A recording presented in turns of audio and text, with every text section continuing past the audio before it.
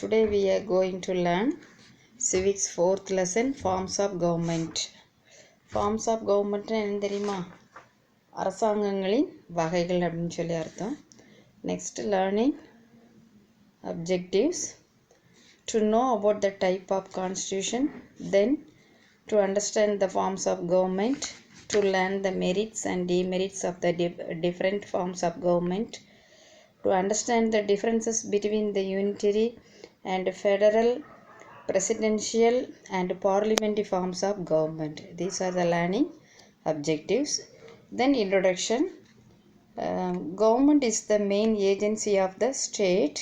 It comprises of several members belonging to political and administrative wings. அப்படின்னா என்ன அப்படின்னு சொல்லி பார்த்தோம் அப்படின்னா, ஒரு கவர்மெண்ட்டினுடைய மெயின் ஏஜென்சி என்ன அப்படின்னா ஸ்டேட்டு தான் இல்லையா? ஏன்னா எல்லா ஸ்டேட்டு தான் ஒரு கவர்மெண்ட்டை என்ன செய்யக்கூடியது, ஃபார்ம் பண்ணக்கூடியது. Then it exercise certain legislative, executive and judicial powers based on the constitution and the laws. And these are three organs in government, namely legislature, executive and judiciary. லெஜிஸ்லேச்சர்னால் என்ன அப்படின்னு சொல்லி பார்த்தோம் அப்படின்னு சொன்னால் சட்டமன்றம்னு சொல்கிறது. தென் அட்மினிஸ்ட்ரேட்டிவ், தென் நீதித்துறை. தென் these governments are classified into four types. The unitary, federal, then parliamentary and presidential forms. அப்போ இந்த ஃபோராக என்ன செய்யப்பட்டிருக்கு, அதை டிவைட் பண்ணப்பட்டிருக்கு கவர்மெண்ட்.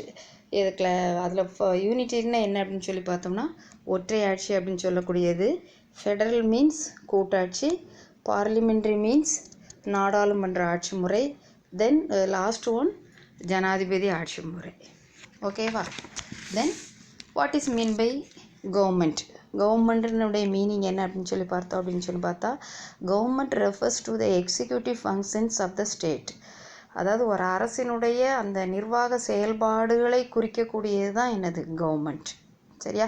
இது எதை அப்ளிகபிள் பண்ணுது அப்படின்னு சொல்லி பார்த்தோம் அப்படின்னா, to the civil, corporate, religious, academic or other groups. இதுதான் நம்ம கவர்மெண்ட்டினுடைய மீனிங் சொல்கிறது. Then next one types of constitution. அதில் கான்ஸ்டியூஷனில் என்னென்ன டைப்ஸ் இருக்குன்னா ஒரு 3 இருக்குது. அதில் பார்ப்போம். அதனுடைய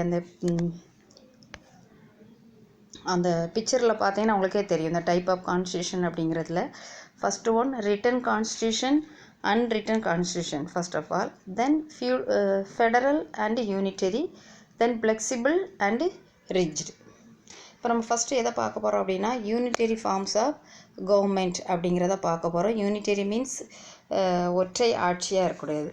ஒற்றை ஆட்சின்னு சொல்லும் பொழுது what is meant, a unitary system of government or unitary state is a sovereign state governed as a single என்டைட் அப்படின்னு சொல்லக்கூடியது. அப்படின்னா என்ன அப்படின்னா, அந்த சாவரின் அப்படின்னாலே இறையாண்மைன்னு என்பதை குறிக்கக்கூடியது. அதாவது ஒரு அரசு ஒரு நிறுவனமாக இருந்து செயல்படக்கூடியதுக்கு பேர் தான் நம்ம என்னென்னு சொல்லுவோம், யூனிட்டரி ஃபார்ம்ஸ்ன்னு சொல்லுவோம். யூனிட்டரின்னு சொல்லும்போது எல்லா கண்ட்ரிஸ்லையும் அதையே நம்ம என்ன செய்ய மாட்டாங்க, ஃபாலோ பண்ண மாட்டாங்க. ஏன்னா சில கண்ட்ரிஸ் ஸ்மால் கண்ட்ரிஸாக இருக்கும், சில கண்ட்ரிஸ் பிக் கண்ட்ரிஸாக இருக்கும்.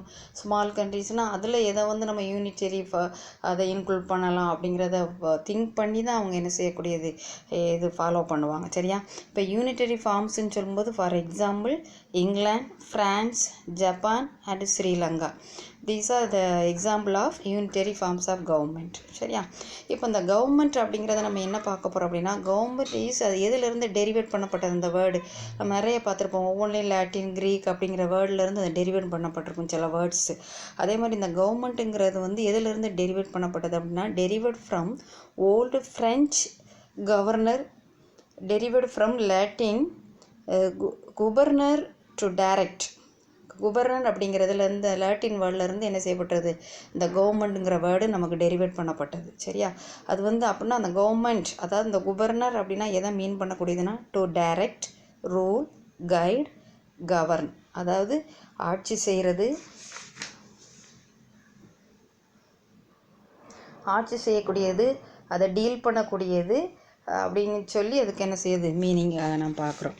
தென் இதில் வந்து பார்த்திங்கன்னா இந்த யூனிட்டரி அப்படிங்கும் பொழுது நான் தான் ஃபஸ்ட்டே சொன்னேன், எல்லா கண்ட்ரீஸ்லையும் அதை ஃபாலோ பண்ண முடியாது. சில ஸ்மால் கண்ட்ரீஸுக்கு தான் இதெல்லாம் வந்து என்ன செய்யும், ஒர்க் அவுட் ஆகும். பிக் கண்ட்ரீஸ்லாம் இதில் என்ன செய்ய முடியாது, ஃபாலோ பண்ண முடியாது. அதனால தான் அதில் என்னென்ன மெரிட்ஸ் அண்ட் டிமெரிட்ஸ்ன்னு சொல்லி கொடுத்துருக்கு பாருங்கள், பார்க்கலாம்.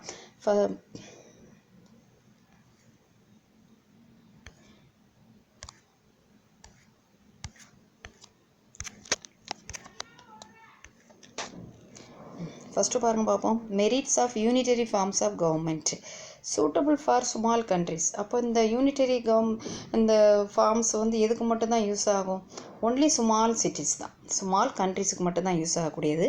தேர் is no conflict of authority and responsibility. அப்படின்னா என்ன அப்படின்னா, எந்த ஒரு ப்ராப்ளமே இருக்காது. ஒரு ஏஜென்சி இருக்குது அப்படின்னா அதில் வந்து என்ன செய்கிறதுனா, அந்த அத்தாரிட்டிக்குள்ளே எந்த வித ஒரு மோதலோ ஒரு பிரச்சனையும் என்ன செய்யாது, இருக்காது. தென் a unitary government will promote decisions and take speed action. அதாவது எந்த ஒரு டிசிஷன் எடுக்கனாலும் ஈஸியாக, ஏன்னா ஸ்மால் கண்ட்ரிஸாக இருக்கும்போது அது ஈஸியாக அது ஸ்ப்ரெட்டாக என்ன செய்யக்கூடியது, ஆகக்கூடியது. Then the unitary government is less expensive means செலவு இல்லையா. அப்போ அது அந்த கண்ட்ரி ஸ்மால் கண்ட்ரிஸ் ஆகும்போது அதுக்காகக்கூடிய செலவு எக்ஸ்பென்ஸும் எவ்வளோ தான் இருக்கும், குறைவாக இருக்கக்கூடியது. Then amendments to the constitution are easy. எந்த ஒரு முடிவை எடுக்கிறதுக்கும் அது வந்து எப்படி இருக்கும், ரொம்ப ஈஸியாக இருக்கக்கூடியது. Then last one, there is uniformity of law, policy and administration. எப்படின்னா அந்த ஒரு யூனிட்டி, ஒரு ஒற்றுமையையும் ஒரு சீரான ஒரு சட்டத்தையும் கொண்டு வரதுக்கு வந்து அந்த என்ன செய்யும், அந்த அட்மினிஸ்ட்ரேட்டிவ் வந்து என்ன செய்யுது, இன்க்ளூட் ஆகக்கூடியது. தென் அதில் டிமெரிட்ஸ் அப்படின்னு சொல்லி பார்த்தோம் அப்படின்னு சொன்னால், demerits of unitary forms of government. அதில் ஃபஸ்ட்டு பாயிண்ட் பாருங்கள் பார்ப்போம். First of all, it is not suitable for big countries. இது வந்து எதுக்கு சூட் ஆகாது, நம்ம ஃபஸ்ட்டே பார்த்துட்டோம் மெரிட்ஸில். ஸ்மால் கண்ட்ரிஸ்க்கு மட்டும்தான் அது என்ன செய்யும், ஒர்க் அவுட் ஆகும் இல்லையா. அப்போ பிக் சிட்டிக்கு அது என்னது, சூட்டபிளாக ஆகாது. Then next, the central government will have to tackle so many complex problems that lead to administrative delay. அப்படின்னா என்னது அப்படின்னு சொல்லி பார்த்தோம் அப்படின்னு சொன்னால், ஈஸியாக, அதாவது எந்த ஒரு பிரச்சனையும் வந்து இப்போ வந்து சென்ட்ரல் கவர்மெண்ட்லேருந்து என்ன செய்யணும், சமாளிக்கக்கூடியது. அதுக்கான நிறைய வாய்ப்புகள் அதுக்கு வந்து என்ன செய்யுது, இருக்கக்கூடியது. Then third one, the central government will not concentrate on local problems, local interest and indicative.